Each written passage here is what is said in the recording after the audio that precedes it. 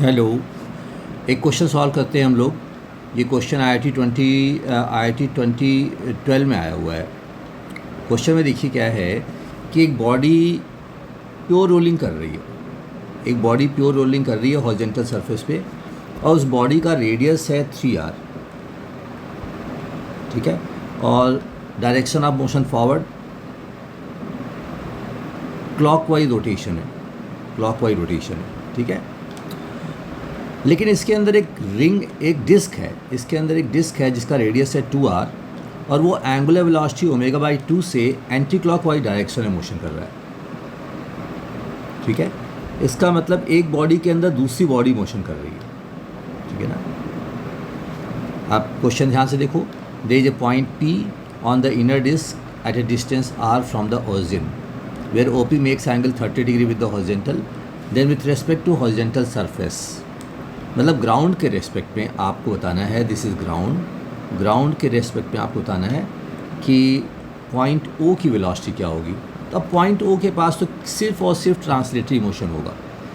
तो अब देखो मैंने सॉल्व किया है। Body is performing pure rolling, hence VCM is equal to ω/r, right. तो पॉइंट O के पास तो सिर्फ ट्रांसलेटरी मोशन है, only translatory motion. Point O will have only translation, right? So option A correct हो गया, सही है। अब पॉइंट BCD देखो, ऑप्शन BCD, इसमें सिर्फ एक ही बात पूछ रहा है, पॉइंट P के पास वेलोसिटी कितनी होगी। Now observe option BCD, each one is asking same thing, only one can be correct. ध्यान से देखो, आप जब आप IIT पेपर में क्वेश्चन कर रहे होगे तो आप ऑप्शन देखो, BCD को देखोगे, केवल एक ही करेक्ट हो सकता है।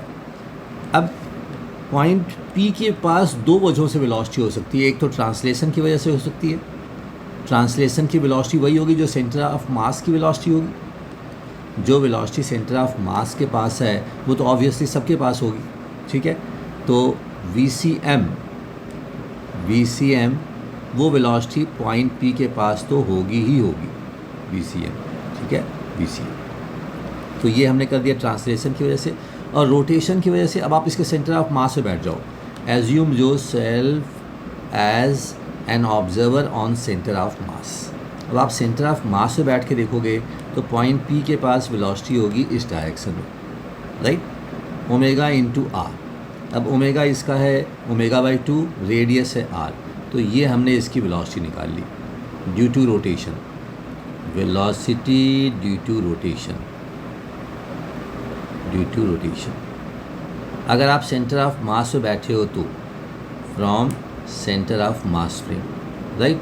इसके दो कंपोनेंट ले लो, ध्यान से देखो। ये ट्रायंगल है, ये परपेंडिकुलर है, this is 30 degree, so this will be 30 degree and this will be 30 degree.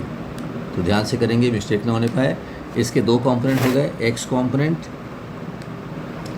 Component is sine component and y component is cos component. दोनों को हमने ले लिया और उसको वेक्टर फॉर्म में रिप्रेजेंट कर दिया। तो ये हो गया due to translation, this part is due to translation and these two parts are due to rotation. उन्होंने डायरेक्शन मेंशन करी हुई है, देखो ध्यान से क्वेश्चन में। डायरेक्शन Z डायरेक्शन ये है और this is x axis, so XYZ। y direction में कोई वेलोसिटी होगी नहीं, तो हमने इसका वेक्टर सम ले लिया along x axis, negative x axis and along z axis is this. इन सब का वेक्टर सम कर लो तो क्वेश्चन इज सिंपल। आप ध्यान से करिए, दो पार्ट में करना है, एक तो VCM निकालना है और दूसरा from centre of mass frame ω/r, तो ω/2 r, इनका वेक्टर सम कर लेना। सो बहुत मुश्किल क्वेश्चन है ये, सिंपल क्वेश्चन है। Thank you.